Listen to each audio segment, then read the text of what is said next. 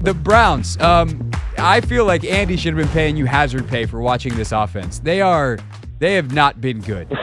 Are there signs of hope, though? Because if you look close enough, you squint your eyes when you watch the tape, I think you can see a couple of things maybe starting to get a little bit better. They're digging out of a massive hole. So what is kind of the conversation up there around this offense right now? Yeah, if you have to squint to see it, I choose to squint because I think there was a lot there in the Raiders game that a lot of fans – and listen, it's weird in Cleveland right now because if you hate Deshaun Watson, then you're just going to pick out the bad. And if you love Deshaun Watson, then the man can do no wrong. And he's just so polarizing that it feels like no one's in the middle. I'm trying to be in the middle, even though I like to pick sides in sports radio. He started off horrible. It wasn't great. Cowboys game, Tom Brady, it was awful. And he's gotten progressively better with each week. And that game last week, Craig, was not on him. That was not why the Browns lost that game. Browns have so many more issues beyond Deshaun Watson right now.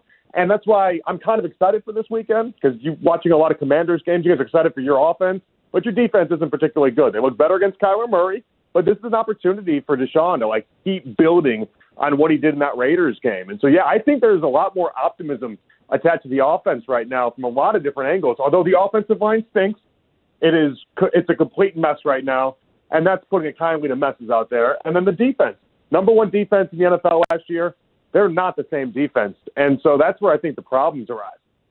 So I want to circle back to all the football-y stuff in a second, but let's tackle the elephant in the room first since you mentioned it. Watson is a polarizing figure because of really terrible things that he did, and even more that now that have come out that he is accused to have been doing. How does that affect, how has that affected the fan base? Because in years past, if you told me the Browns were coming to town, I'd be like, oh, they're going to travel really well. Whether it's called FedEx Field, now called Northwest Stadium, the stadium out in Landover where the Commanders play, there's going to be a lot of Browns fans there. I would imagine, based off of the recent history of the franchise, in terms of the on-field struggles, obviously not thriving, maybe better than the decade prior, but low bar.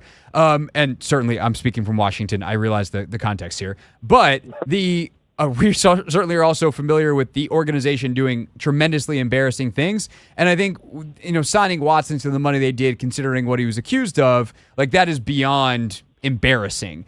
There is real visceral reactions for a lot of people to that. So how is that impact the way I would say you do your job, but also the way the fan base feels about him specifically and the team writ large? Well, from my perspective, I have taken just a hardline stance of I got to separate the art from the artist when it comes to this stuff. And so, if I'm in the draft last year telling the Eagles ended up taking Jalen Carter, but I was like, hey, listen, if Jalen Carter's there, you got to find a way to take him. I'm not asking him you to invite him over to your house for dinner, just asking him to be your defensive end. You know what I mean? If I'm going to take that approach, I'm going to take that approach.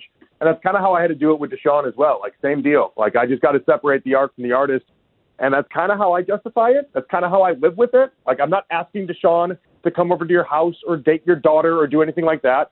I'm just asking him to be the quarterback. And so I think a lot of Browns fans have kind of adopted that. It's sad that we kind of had to adopt that, but right. You have to adopt that. And I would say as far as the amount of fan base that has been affected by it, I mean, people daily, that'll tell me that they just can't root for the Browns until Deshaun is gone or Deshaun is no longer a part of the team, and that's just their reality.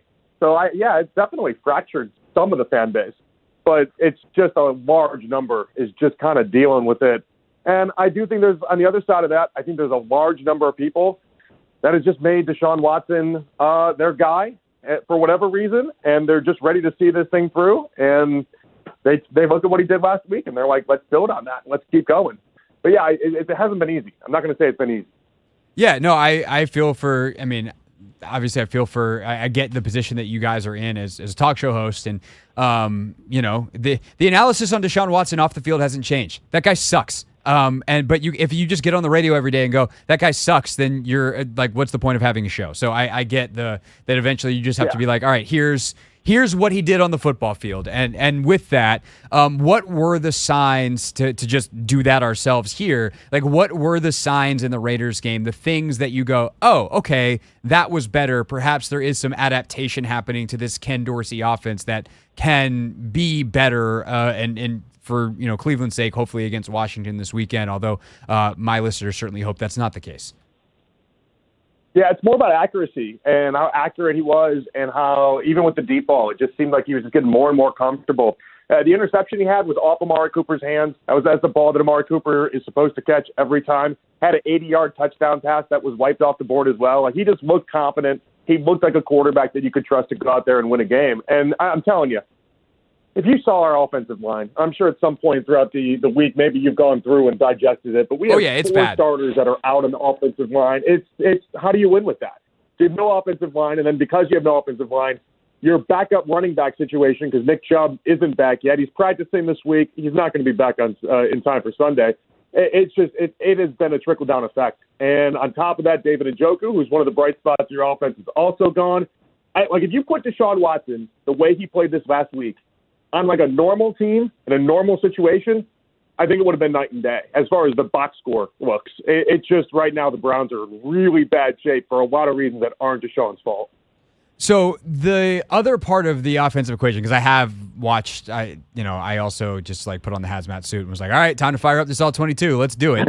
And watch and the thing is that's wild, Jonathan, watching it is it's not just the backups. Like when Wyatt Teller, who's one of the best guards in the league, is in there, like he was struggling earlier in the season. And part of that is because I think the balance is so far off pass to run with what they're doing. They are dropping Deshaun back a ton, and a team that has been built on running the football the past bunch of years is not running the football a ton. How much of that is a daily talking point, and what are the decision makers involved saying about their run-pass balance?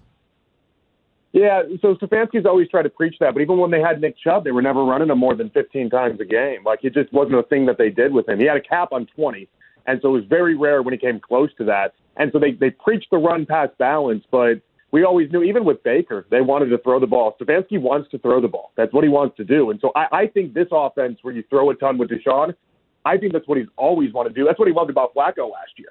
But Flacco, he just let it rip just as often as he possibly could. You had no run game in back of it, but it didn't really matter.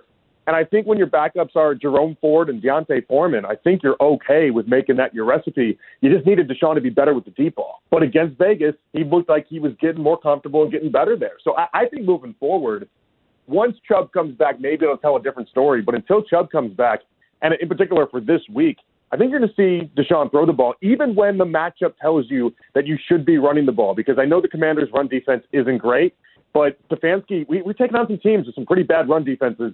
Hasn't really moved away from that. Interesting. The defense, as you mentioned, number one in the league last year, major regression this year. How much of that regression is they've been on the field way too much versus actual issues with either scheme or execution? No, it's not. Yeah, it's not a been on the field too much thing. They're just different, and there's a few different players that have just gotten cooked. Like MJ Emerson is a guy that maybe your fan base knows, maybe they don't know, but he's the number 2 corner. And he's somebody that at times gets asked to be the number 1 corner for the Browns. And he got absolutely destroyed against CeeDee Lamb. Malik Neighbors cooked him. Like, he has been on a milk carton. It looks entirely different. And there's like 3 or 4 different players that I can speak of that are in that same camp that MJ Emerson is in. But it's nothing to do with being on the field too much or anything. They've just taken a drop off. Jim Schwartz spent the entire offseason talking about how he's not just going to do a fastball. He's going to go and have curveballs, because they got destroyed in the Texans game, the playoff game. C.J. Stroud just was able to dice them. And so Jim Schwartz kept saying how he's going to basically alternate what they do defensively. And you fast forward, it hasn't worked. A lot of guys are out of position. The missed tackles. I mean, Craig, the number with missed tackles, it's insane. And the yards after those missed tackles leads the NFL. So it's been a what can go wrong has gone wrong type situation. And I don't know how quickly it gets turned around. And the way Jaden Daniels looks, I don't know that this is the week that it does. So the interesting thing for me, matchup-wise, between Schwartz and Daniels is Schwartz loves to blitz. That is how he has made his living. He has made a lot of money as defensive coordinator and won a whole lot of football games because of his blitz packages. Blitzing Jaden Daniels seems to be a thing that teams don't want to do. Tampa did it week 1, and then he ran quite a bit and was able to escape it. And apparently the other teams that watched that tape went, Tampa got away with it, but we're not going to. And last week, Arizona, Tampa blitzed 42% of the time. Arizona blitzed 16. How aggressive do you think Schwartz will be this weekend? Will he actually be able to dial it back, or is that just Stefanski wants to throw it, Schwartz wants to blitz? It feels sometimes like it Schwartz has what he does what he wants to do. It's interesting numbers that you put out. I give him credit. I think he's more flexible at times. There's a couple things that are a little bit different for this week, though. Like past couple weeks, for instance, Myles Garrett, who usually just, as you know, Defensive Player of the Year, wrecks games, has only played about 50% of the snaps in back-to-back weeks. He's got like 7 different injuries that he's dealing with. And so there's little things like that may alter what Schwartz would do in a normal week, because there's a lot of those type of injuries and a lot of things. We found out again today, Alex Wright, another guy just gone for the year. And it's just they just continue to pile up. So I don't know how much of him and how much of Schwartz would change based off the fact that he just doesn't have the personnel right now that he's been accustomed to, at least what he was last year, where it felt like he could pick your poison any given week. Man, what an interesting team you have to cover, Jonathan. Overtime. It's not great right now. It's not great.